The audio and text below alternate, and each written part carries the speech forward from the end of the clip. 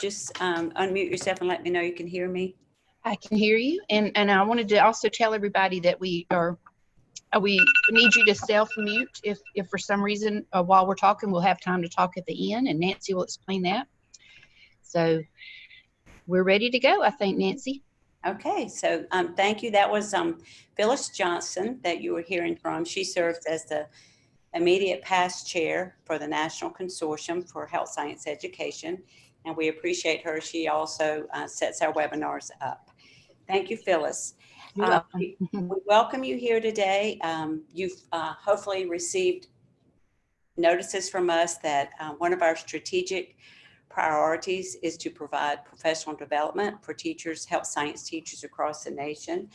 And one way we're committed to doing that is to providing Wednesday webinars throughout the school year. We'll take off the months of June and July, but throughout January through December, except for those 2 months I mentioned, we'll have 1 to 2 webinars a month. Traditionally, we'll try to keep them on the 2nd and 4th Wednesdays, but it may depend on holidays or projected spring breaks and that type of thing.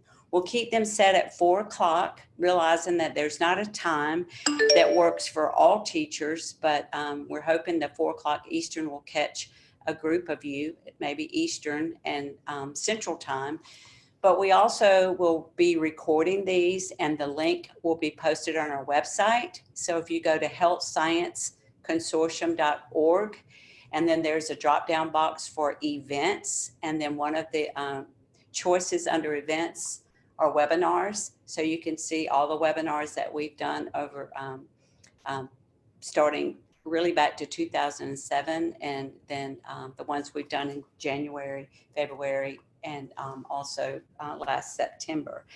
We will have an opportunity for questions at the end, and we'll be doing that through a chat box. So you can type your questions in, and our presenters today, Denise, DuBois, and Samantha Forehand, they are from Realityworks.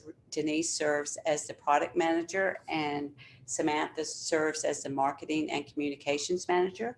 So they'll have an opportunity to answer your questions at the end. And then lastly, we have had a couple of teachers contacted us about certificates of participation. They wanted to be able to document this professional development activity, I suppose, for renewal credits or for recertification.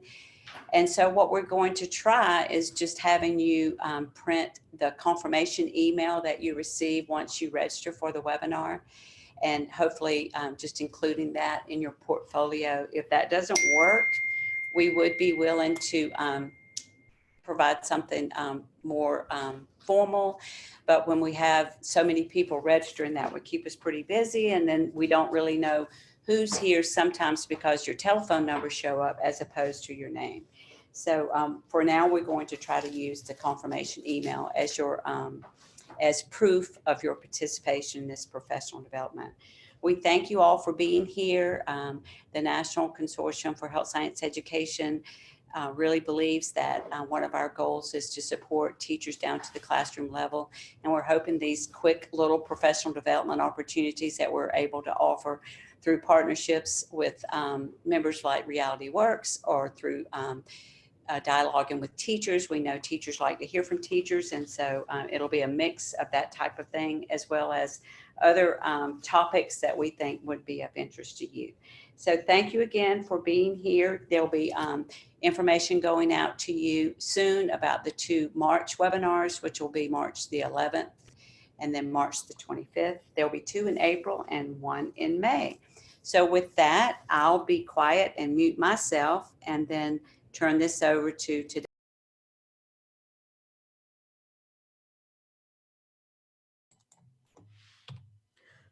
Good afternoon and welcome to today's webinar. I'm Denise, Product Manager for Realityworks, and I'm here with Samantha Forehand, Marketing Communications Manager. So this is a little bit about what we will be discussing today. Just who is today's health science student that you see in the classroom? what are different ways that we can teach Generation Z that will resonate with them. Then we hope to share some specific best practices and ideas for engaging these students. We'll be talking about things like simulators, task trainers, models, and other hands-on learning aids. And then at the end, we will talk about some free resources available to you. And then we'll end with a Q&A. So after that, I'm going to turn it over to Samantha to get you started with who is today's student. So here at Realityworks, we create products and programs to help students understand various different skills right within the classroom, kind of bringing reality into the classroom. And one thing that we do before we bring products out is we really try to get to know who are these end users, who are those students. And I'm excited to just share a little bit what we've learned about Generation Z and who that student is today. And let me tell you, wow, are they different from who I was when I was a student? So the face of CTE, who are today's students? The times are changing. We know we do have some non-traditional students in various programs, but the majority of those entering your high school and college classes, they belong to this generation we call Generation Z. What you know about millennials, you can pretty much forget it, because this generation that is going to be those that we're teaching for the workforce is very different, and they view the world very different as well. So our Generation Z were typically born between 1995 and 2010. This is a very expressive generation, both in their style and in their open-mindedness and what they want to get out of life with their bucket lists and their desires to travel. And how they view the world is just a little bit more open than previous generations, which does make them a pretty exciting generation to teach. We call this generation the tech savvy ones. Well, millennials, we felt they were really bringing technology into the forefront. Millennials really worked off 2 screens, where our Generation Zs can work on almost 5 screens. If you think about it, they have phones, tablets, computers, gaming devices, and they use them all. And the other thing they do is they multitask through all of these various different pieces of technology, which also makes them be those that have a shorter attention span. They're used to tweeting and instant messaging instead of the lengthy emails. So that 8-second attention span is very accurate. In fact, research from Microsoft has found that the human attention span is actually shortening at just those 8 seconds. That is shorter than the attention span of a goldfish. So imagine when you're teaching a bunch of little goldfishes in your classroom. Now in 2000, studies showed that the attention span was 12 seconds. So that difference is 4 seconds. It's a pretty startling statistic. And as educators, we have to look at how are we going to be teaching this new generation, because it's definitely going to introduce some challenges. But really, it can also introduce some significant opportunities and maybe some fun opportunities at that. So with teaching Generation Z, you have to think it's probably different than how you and I were taught. When I was in school, I can remember overhead projectors, and you had your markers and you went up to the screen and wrote on it. And then later in my schooling, PowerPoint was introduced, and it was almost magic. And even as a student, trying to prepare a PowerPoint presentation was so exciting and so much fun. And now today's students, PowerPoint might actually be a little boring to them, though it can be necessary sometimes. This generation requires teachers to really think differently about how they're teaching. First of all, we should look at a few things that are popular with Gen Zers and that might really resonate with them. So those videos or quizzes or anything to really get students engaged early on, and then getting into our typical PowerPoint presentations as we have to do some lecturing. Now, when thinking about educating these Gen Zers, really think about the experience. Students prefer to read less, and they prefer to be active in hands-on learning. They want to be successful, but they'll disengage from learning if they don't really see the relevance in it all. So we have to be thinking about how students are going to resonate with the information. how they're going to be using it in real life. They're realists, and they want to know that what they're learning is actually relevant to them. So an example of thinking about the real world is really key. Have them think about how what they're learning actually matters and why it's relevant, and maybe even sharing some of those real life examples of what you're teaching when they might be faced with it. Now, how these Gen Zers are viewing the educators is a little different as well. They don't necessarily view educators as experts, as maybe students once did. Instead, they view educators as facilitators or guides. They want to partner with you in their learning. Now, you may have been challenged by a student a time or two thinking they know more because the powerful Google told them this, that they know more information. And so instead of being put off by maybe them knowing more, connect with them by being a facilitator to their learning.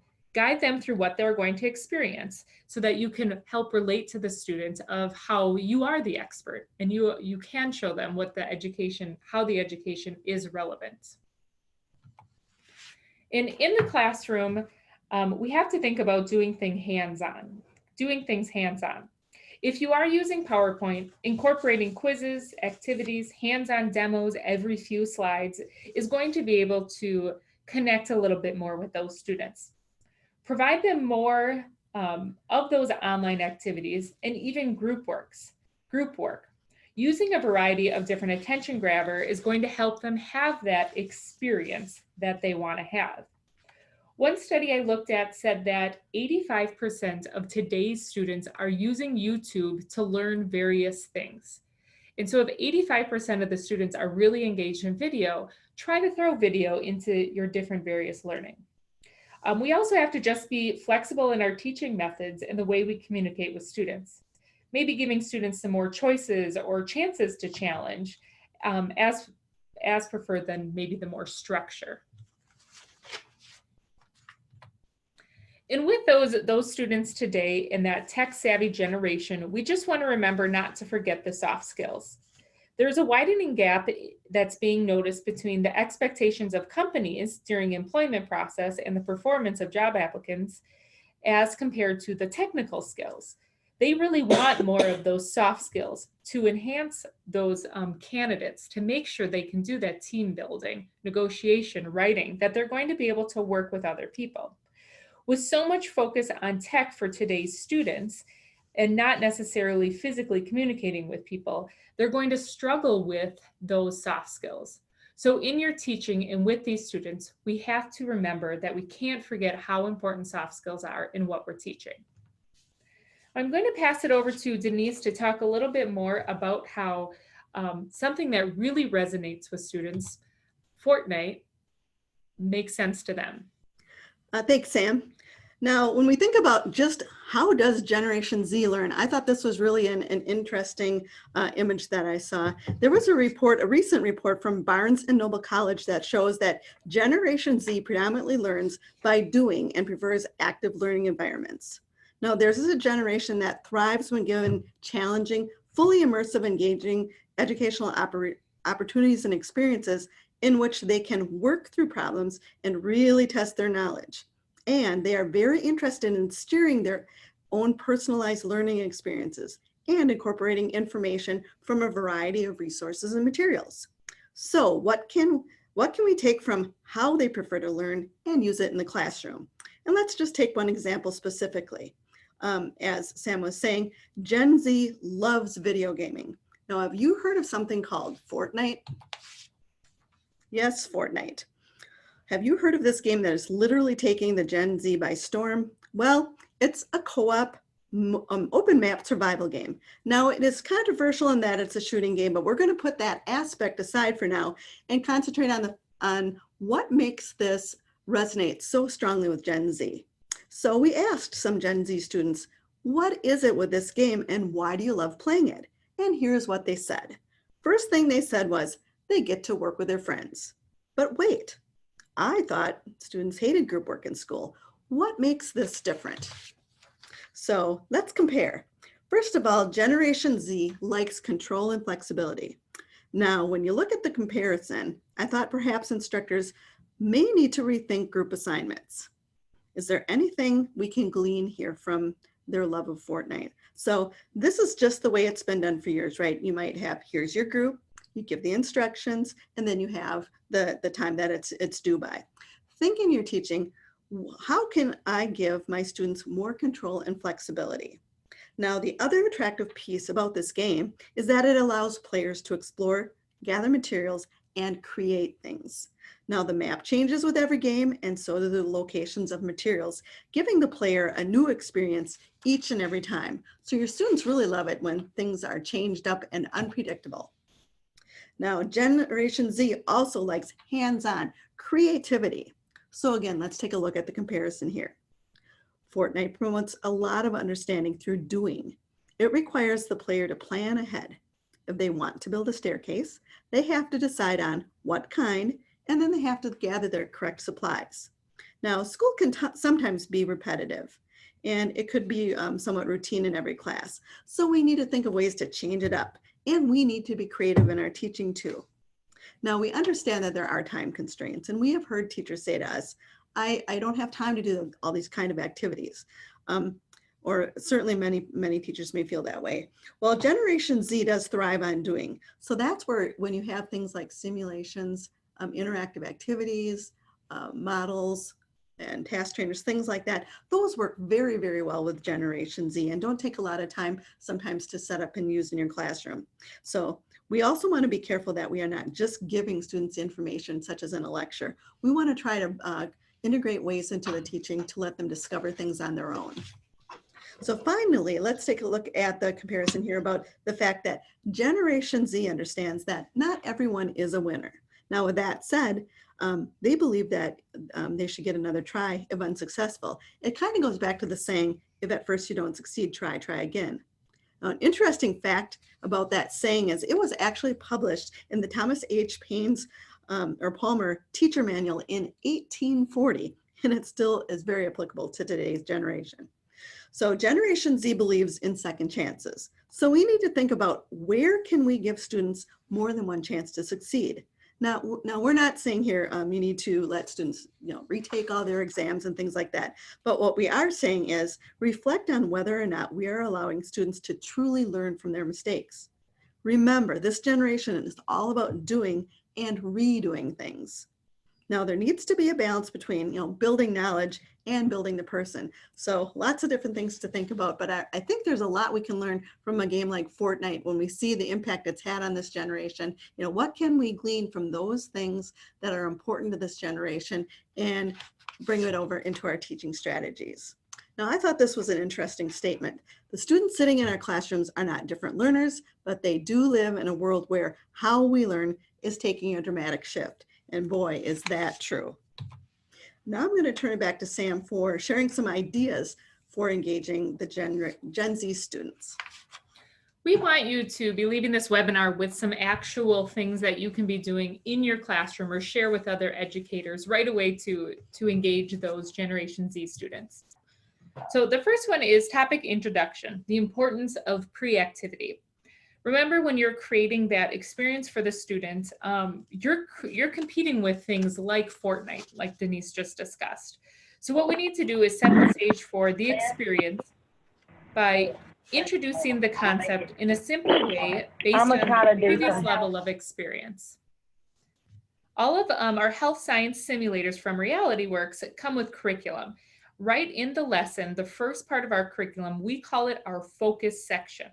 This is where we want to begin each lesson with a short but engaging way to really get students interested in the content immediately.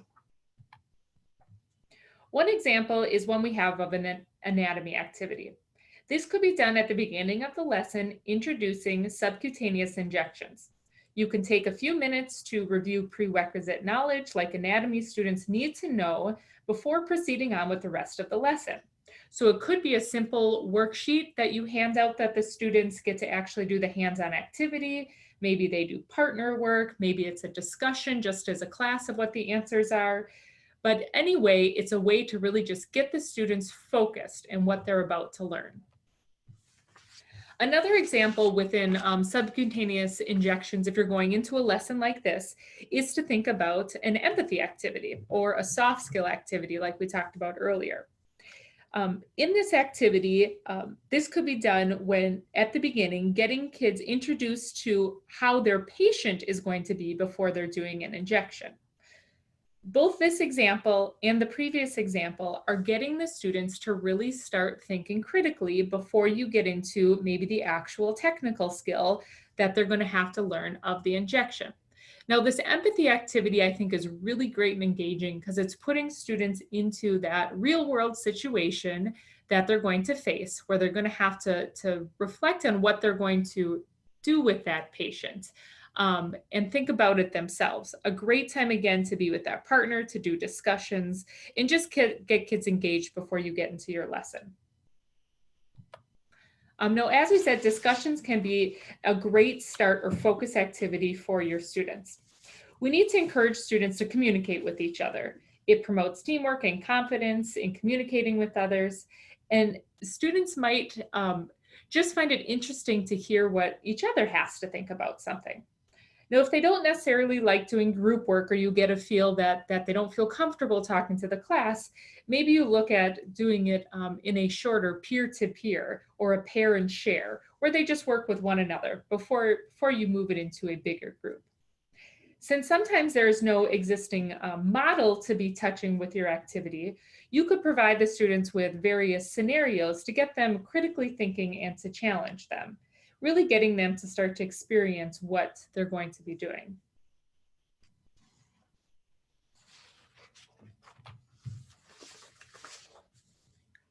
Now, demonstration is another great attention grabber. Demonstrations are an excellent way to teach students how to use new equipment and teach them step by step in the process they're about to go through. It's effective in teaching safety skills and maybe common pitfalls. Allow your students to practice and have that hands-on experience as you coach them. Remember, you're that facilitator, that partner that is walking them through what they're about to learn. Now, they're probably going to make mistakes, and it's important to talk about those mistakes and encourage them how they could be successful. Now, combined with the opportunity for questions and answers, discussions, peer-to-peer work, this form of kind of focus activity, the demonstration, can be really powerful and engaging form of training for your students. One thing here at Realityworks we have focused a lot on is scenario-based learning. It's extremely engaging for Generation Z because putting students in scenarios or real-world situations shows that relevance that they're looking for. It really helps them understand, what they're going to maybe face in the actual real world. Now, scenario-based learning can create sticky learning opportunities, those ones that they're actually going to remember experiencing. It facilitates problem solving in your learning, putting your students in new and different situations that maybe isn't your typical classroom, but it is their typical situation they'll face in the real world work environment. It provides an opportunity to explore and think critically and even maybe make some mistakes, and a chance for you as the facilitator to discuss what they could do better, talking about the mistakes through feedback and reinforcing the right approach. Now is the time to practice that with your students so that when they do come into those real life situations, they kind of have that toolbox built for what their appropriate responses and approaches would be. One product that we offer at Realityworks is scenario-based cards for various workplace environments. Now, this is cards that we have for our pathway of therapeutic services in nursing. And we pull out different soft skills. This one is time management. It's a simple scenario written out that the student may face in a real world situation in a nursing career. And then after the students sit down together, they read this scenario, then they go through the different points of view they should consider. Ethan, our nurse in this situation, or the patient. And then there's key questions. Now, we've seen educators have the students do this individually and write out their thoughts and then share it, or even as pulling one of these cards out, reading it to the classroom and having an open discussion on what they would actually do in that situation. Now, there isn't always a right and wrong answer, but what this is doing is it's really helping the students to engage in relevant real-world situations that they could face. Now, when you're thinking about maybe doing scenarios as engagement opportunities for your Generation Z students, don't think that you have to do scenarios all by yourself. Some different things you could do to create scenarios is get industry involved, especially your local community. Many of you maybe already have advisory boards or different speakers that come into your classroom. You could talk to them or local employers and ask them to just write out a real world situation students might face when it comes to conflict in the workplace or teamwork or challenging patients or so on. You could also get your students involved. Ask your students to create various situations based on their own real life situations. Or maybe many of them already have jobs and they can create situations or scenarios based on things that happened so that other students could experience that themselves. Also, talk to your colleagues, talk to your family members, talk to anybody who might have some real world scenarios that they could write down for your students that you could just have as these great kickoff or discussion pieces. One other really fun activity that we suggest doing is what we call our time management challenge. The time management challenge is a way to get students up and moving, talking with other students, and working on a huge soft skill of time management. One thing you could do is create a list of tasks for your students to have to complete in a short, we say 10-minute time period. You give them the list of tasks, divide them into small groups, and see how many of these tasks they can complete in that time. Now, you could do some fun things like do 25 jumping jacks, come up with a nickname for everybody in your group, do a conga line across the room, just to get students up and moving and working on which of those activities they're going to try to complete first to get all of them done within that time limit. Now, when it comes to health science students, maybe you change it up and you have them do some actual things that they would have to do in a nursing setting or do in a nursing home setting, and have them kind of walk through those things, prioritize which ones they would do first, work with their team, communicate with their team. And then at the end of this, always do a debrief. Get the students talking about what was fun, what was challenging, what would they have to work on if this was real world situations with working with partners, and so on. Now we know that Gen Z wants experiences, and we know that simulators, task trainers, and models are really ideal ways to engage these types of health science students. So now we're going to take a little bit closer look at those types of resources. So there are the two main kinds of categories in simulation, of course. There's low fidelity and there's high fidelity. Now we know low fidelity are those realistic models that can mimic areas such as anatomy and physiology, while high fidelity are items such as full-blown mannequins that can sometimes talk, they might bleed, they might have heart and lung sounds. Now there are pros and cons of both. For the low fidelity, many times it's less expensive, so that means you can buy more of them perhaps, or they're easier to maintain. Sometimes the low fidelity still do have that realistic look and feel, but again, you can many times purchase larger numbers for students to use. They typically take a more limited amount of training to operate, and many times are more portable. But on the con side, they are not as fancy or realistic as the high fidelity. Now, high fidelity can be very expensive, but of course, they also can be much more realistic in look and feel.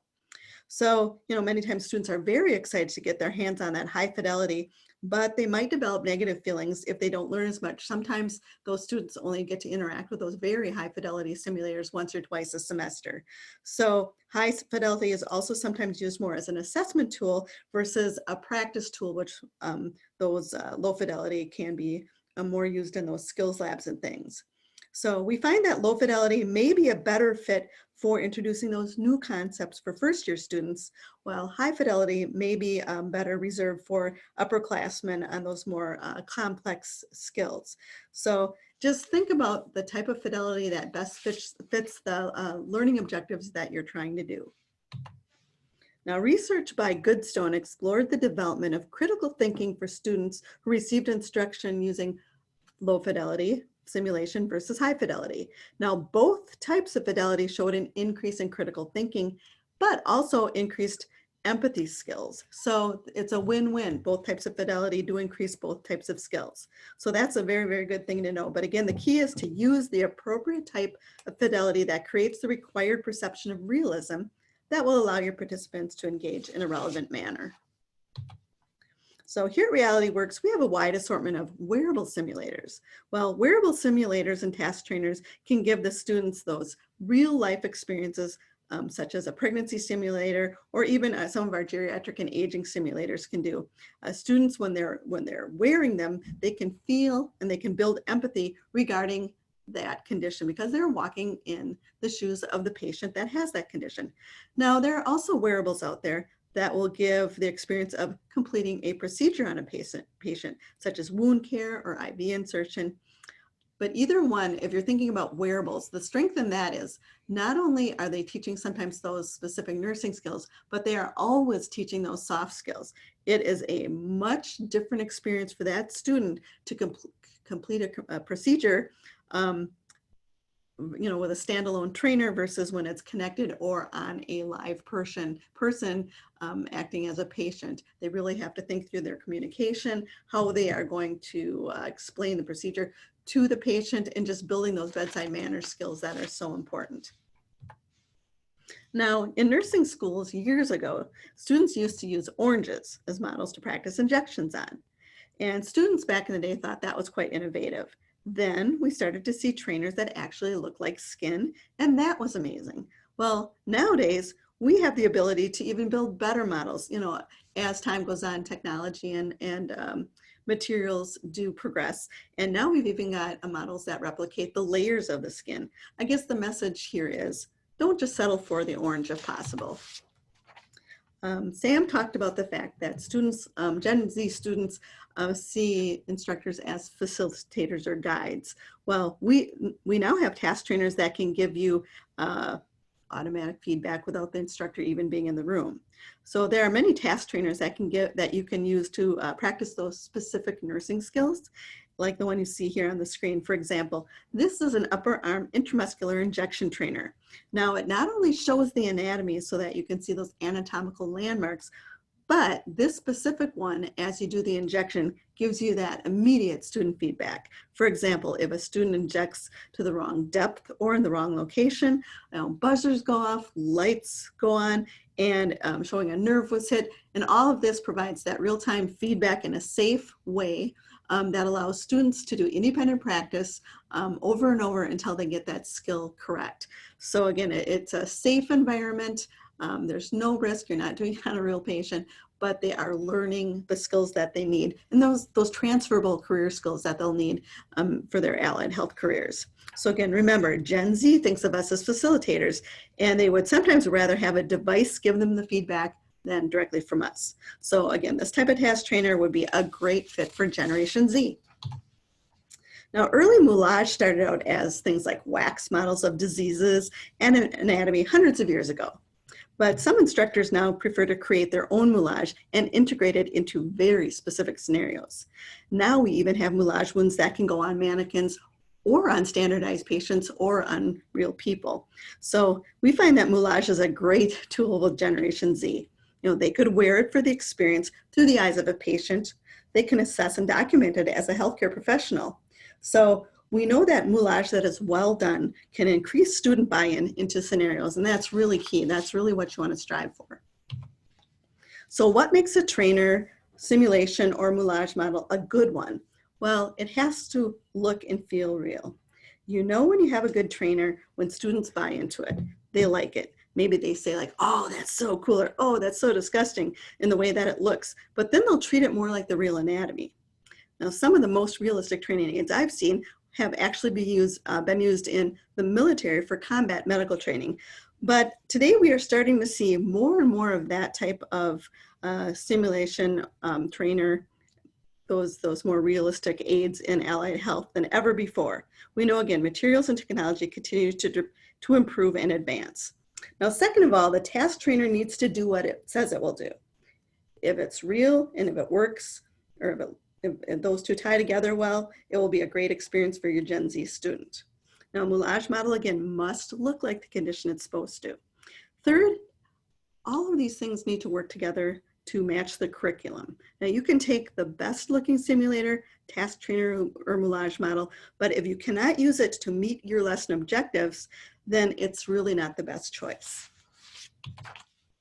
So let's take a look at anatomical models. Now, we know that most of the time, any student wanting to pursue training in a health science pathway program of study must take Anat and Phys as a required course. Anatomical models are a staple in these courses. Now, some of the anatomical models may be relief models with no moving parts, while others may have many removable parts and pieces that can really give your students that hands-on practice, learning about the anatomy and having to take it apart and put it back together. But as we said, technology keeps evolving, and now we have things like virtual reality glasses, holograms of anatomy, and VR things. So there's many online things, many different things out there in the world that teach anatomy, both low and high fidelity. So again, your students will love anything like that that can help teach them about the human body. So again, as we sum up that hands-on learning for Gen Z, we need to remember that we need to include students in the learning process.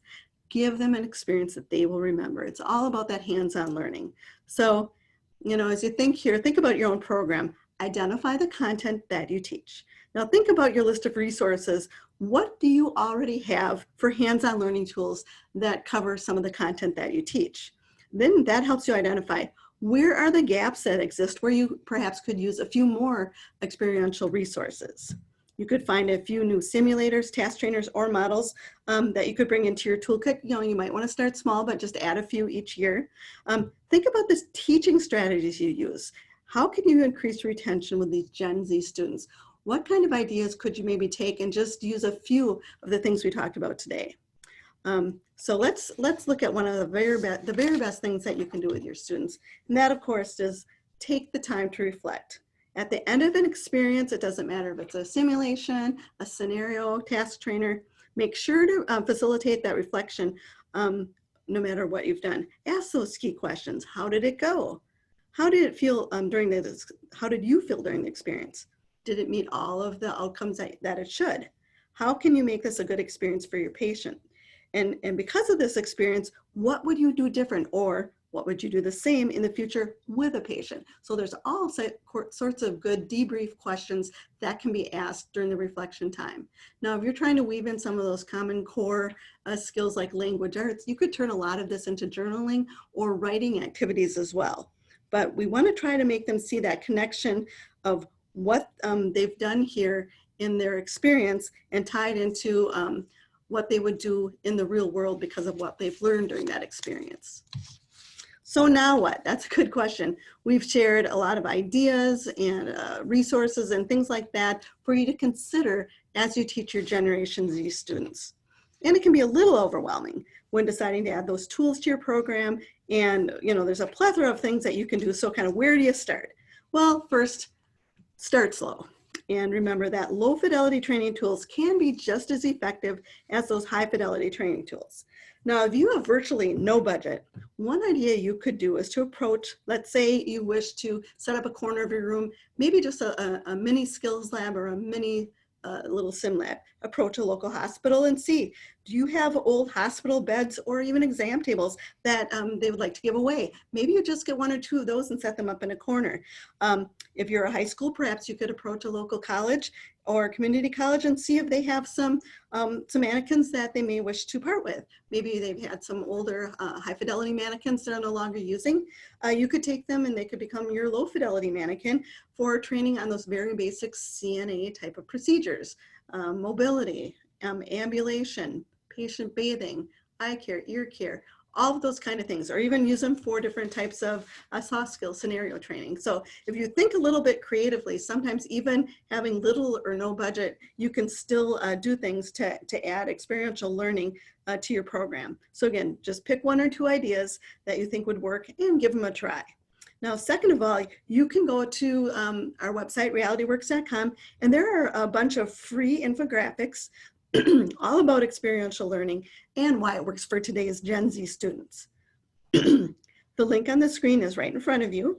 And so you'll find infographics there on healthcare career growth as well. We even have a free week-long unit on health science career exploration. So there are some free things out there for you to consider as well. So at this time, we would really like to open it up for some Q&A to ask questions about some of the strategies, best practices, or resources that we've mentioned throughout the last half hour, 45 minutes or so. And again, if you'd like to put those questions into the chat box, we can see them and we can read them. So we're going to check our chat box right now and see if we have some questions from anybody. Denise, this is Phyllis. Hi. Hey, I have a question. I always had trouble taking care of my mannequins. And I know I've been out of the classroom for a while and maybe they're all a lot easier to take care of and stuff, but, you know, and also making sure some kids didn't, you know, abuse the mannequins, you know, like not treat them the way they should be treated. And I always try to talk to them about just pretend like this is a real person, you know, but, anyway, I don't know if you could address that with them or what do they need to, you know, does it come with instructions on how to care for everything? You know, you've hit a really key one, and that is set those expectations up front about the realism that you want to see in the students. You know, we have for years had students interacting with our infant simulators. And again, these are all, and we know that medical simulators are also high dollar items. So we want students to take care of them. We don't want them to be wrecked. So we have found that if you set those student expectations up way at the beginning of the class, that if anything happens to them, if they are mishandled, that there will be consequences. We even sometimes have agreements go home to the parents that both the parent and the student must sign as they work with some of our higher fidelity or higher dollar pieces of equipment that schools purchase, because then when they're signing it, their parent is signing it, that they will take care of these items and treat them as they would like a real person or with respect, then those expectations are set. And we even have in some of our written documentation that when the parents sign that agreement, if the student does horseplay or truly doesn't treat it with respect and wrecks it, they are responsible financially for providing it to be fixed or whatever. So that's one way you can handle that. I know the mannequins that we have, when they go out, they have an instructor guide that's very detailed that goes out with them, that tells all about the care and cleaning and what you need to do to take care of these manuals and how they work with each of the different procedures. We're very clear on what you can and cannot do with the mannequins that go out, because as we know, some of the mannequins, and it could be low or high fidelity, molding issues are a big concern. So you want to make sure that you're very crystal clear about which things they can use those fluids with and which they can't. So those types of things, we really tell instructors, look at the documentation that comes along with the product. And it's not just our company. There are well-written guides from all of our competitors out there too. And that's really going to be a great source for you to glean how to best care for those things so that you can use them for a very, very long time. It looks like we did get another question. It asked if we could talk a little bit more about our scenario cards, what the costs are. Are they a separate purchase from our mannequins? So our scenario cards, when it specifically comes to health science, we have 3 different sets of cards. We have one for nursing career, one for nursing career focused on geriatric patients, and one set for EMT. Each set of cards comes with 18 different scenarios. All of the different scenarios are based on different soft skills, whether it be listening or teamwork or communication. And the cards come in that set of 18 for $59. And those can be purchased separately from any of our other products that we offer. And just a side note on those, we did have subject matter experts in each of those fields write those scenarios because we wanted them to be as real world to students to figure out as possible. So we had an EMT instructor actually write the EMT ones, and she had 25 years of paramedic and EMT practice. So you can feel good when buying those cards that they actually will engage students in problem solving and the soft skills in a very realistic way.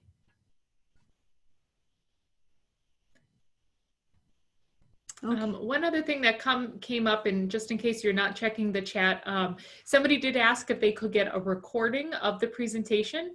The presentation will be posted on healthscienceconsortium.org in the event section underneath webinars. Another question is, are your simulators used widely in secondary programs or mostly post-secondary? And we see them in both. In fact, we are seeing more health science or allied health programs in the high school than ever before. We have seen a special growth in EMT programs moving down to secondary, tons of CNA, certified nursing assistant programs, medical assisting programs. All of them use various types of mannequins, both low and high fidelity. You'd be amazed at some of the different high schools that we have been to in the past year that have sim labs now, which before you would maybe only see in a four-year college program. So schools that are gifted with funds and things like that sometimes have incredible resources for their students to work with. So again, low fidelity and high fidelity. So the schools have to look at their budgets, their objectives, and what will work for them. And there's just so much to choose from. It's really a fun time to be in health science. We have another question that says, is there a certificate of completion for participating today?